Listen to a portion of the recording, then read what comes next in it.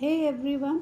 अब इस ब्रेड को खाने के लिए हम इटली तो नहीं जा सकते, तो क्यों ना हम इसे घर पर ही बना लें। बहुत ही सिंपल सी इसकी रेसिपी है, इसके लिए अंत तक साथ बनाए रहे। तो चलिए शुरू करते हैं इसे बनाना। ये एक इटालियन ब्रेड है जिसका नाम है फोकाचा। काफी जन इसे फोकाशिया भी बोलते हैं। अब मैं क्या नाम से बुलाऊं, फोकाचा, फोकाशिया, खैर अब नाम में नहीं उलझते हैं, इस ब्रेड को बनाते हैं। ब्रेड बनाना बहुत ही आसान है। सिंपल से इंग्रेडिएंट्स होते हैं। एक ब्रेड के 4 पिलर्स होते हैं। वो क्या है आपको पता है? चलिए मैं बताती हूँ। East, salt, sugar and flower.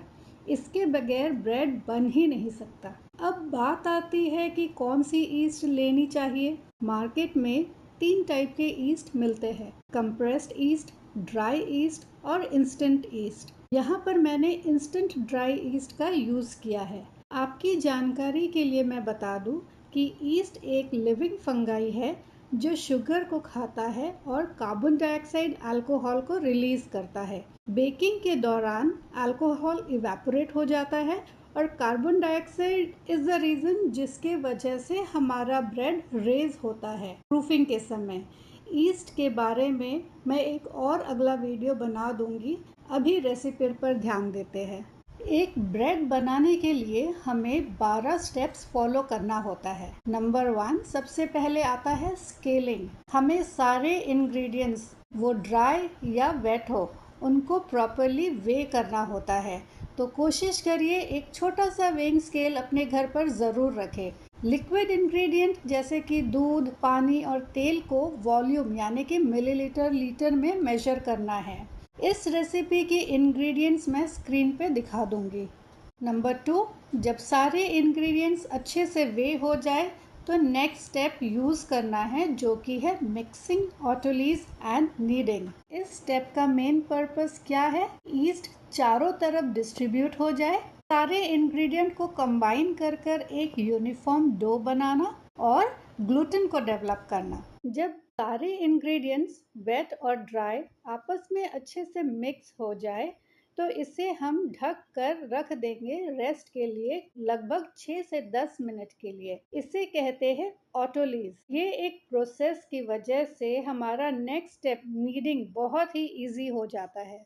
10 minute के बाद आप देख सकते हो कि काफ़ी हद तक चीनी मेल्ट हो गया है। यहाँ पर ईस्ट ने अपना काम शुरू कर दिया है, चीनी को खा रहा है। और अब हम करेंगे इसकी नीडिंग। अब नीडिंग कैसी करनी है?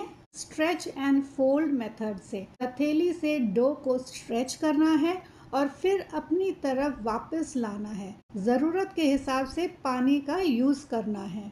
जब इस तरह से स्ट्रेच एंड फोल्ड करते हो तो डो स्मूथ बन जाता है क्योंकि इसमें ग्लूटेन डेवलप होता है। ग्लूटेन एक प्रोटीन है जो मैदे या आटा में ऑलरेडी होता है। इसे डेवलप करने के लिए एक लिक्विड जैसे कि पानी या दूध की ज़रूरत होती है। अब हम नीड करते हैं तो एक इलास्टिक नेटवर्क फॉर्म होता है जिसे ग्लूटेन कहते हैं। लगभग 6 से 7 मिनट के लिए ये प्रोसेस करना है जब तक एक स्मूथ डो नहीं बन जाए। टेस्ट कैसे करें? Spring back.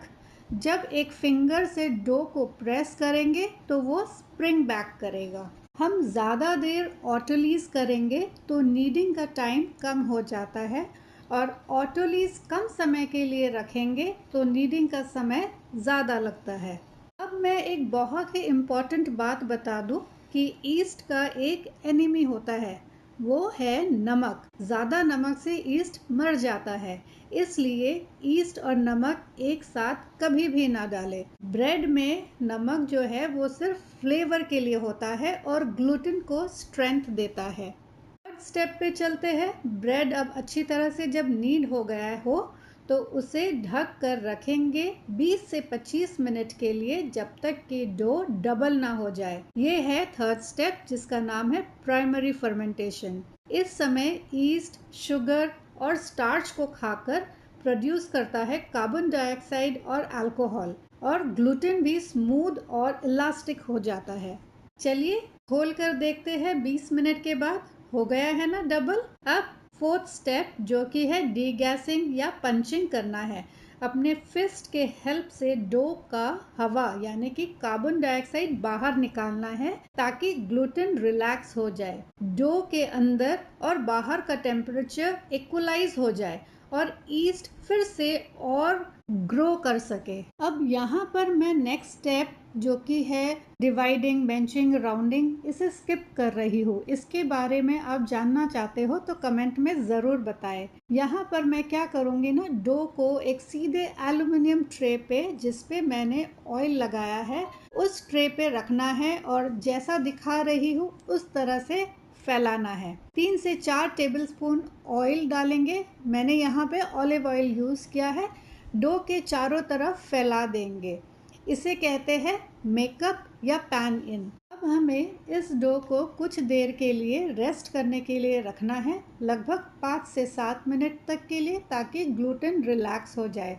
और अब मैं अपने फिंगर्स के हेल्प से डो के ऊपर डिम्पल बनाऊंगी, क्योंकि ये ब्रेड ऐसा ही होता है, देखने में भी बहुत अच्छा लगता है। अब इस ब्रेड को थोड़ा सा डेकोरेट करते हैं। मैं यूज़ कर रही हूँ टमाटर, प्याज, हरे प्याज और थोड़े से ऑलिव्स।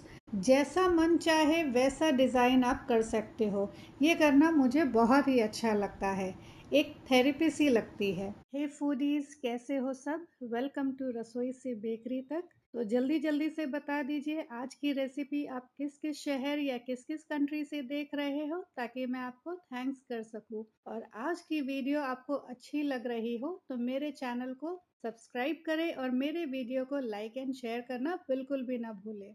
इस ब्रेड को आप चाहो तो स्टोर करके यानी कि फ्रिज में रख कर भी खा सकते हो, मगर मेरे घर में तो ये ब्रेड बचता ही नहीं है फ्रिज में रखने के लिए, गर्मा गर्म ही सब खा जाते हैं। यकीन मानिए ये गर्मा गर्म बहुत ही टेस्टी लगता है। एक बार अगर आप ये ब्रेड बना लिया ना तो पिज्जा बनाना छोड़ दोगे, ये मेरी गारंटी है। आज मैंने कोशिश किया है कि मैं ब्रेड मेकिंग प्रोसेस की थोड़ी सी जानकारी आपको दे सकूं, और अगर आप चाहते हो कि मैं स्टेप्स ऑफ मेकिंग ब्रेड की एक वीडियो बनाकर पोस्ट करूं तो आप कमेंट में ज़रूर बताना। तो एक बार आप भी बनाकर इसे ज़रूर देखें। ऊपर से थोड़ा सा मिक्स्ड हर्ब स्प्रिंकल करेंगे और नेक्स्ट स्टेप जो कि है सेकेंडरी प्रूफिंग के लिए रखेंगे, लगभग 20 मिनट के लिए। इस समय ईस्ट फर्मेंटेशन की वजह से डो का वॉल्यूम और भी बढ़ जाता है।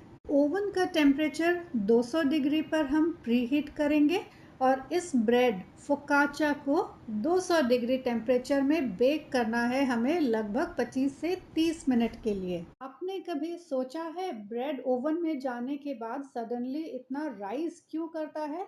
वो इसलिए जब डो को सडनली हीट मिलता है तो उसके अंदर का जो गैस होता है ना वो एक्सपैंड करता है। ईस्ट जो है 60 डिग्री सेल्सियस पे मर जाता है और ग्लूटेन का स्ट्रैंड्स फॉर्म हो जाता है और हमारा डो एक शेप होल्ड करता है, एक क्रस्ट फॉर्म हो जाता है और ब्राउन कलर भी आ जाता है। ब्रेड को ओवन से बाहर निकालना है और इसे कूल करना है, ये है नेक्स्ट स्टेप जिसे कहते हैं कूलिंग। एक वायर रैक के ऊपर में इसे हमें रखना है ताकि मॉइस्चर नहीं हो, अदरवाइज ब्रेड सॉगी हो जाता है। इस गर्मा गर्म ब्रेड पे ऑलिव ऑयल अच्छे से ब्रश करना है। नेक्स्ट स्टेप जो कि है स्टोरिंग, कैसे करना है? कूल ब्रेड को मॉइस्चर प्रूफ बैग में रैप करके स्टोर करें, चाहो तो फ्रिज में भी रख सकते हो। बिना वक्त गवाए आप भी बना डालो। मिलते हैं एक अगली इंटरेस्टिंग रेसिपी के साथ। Till then take care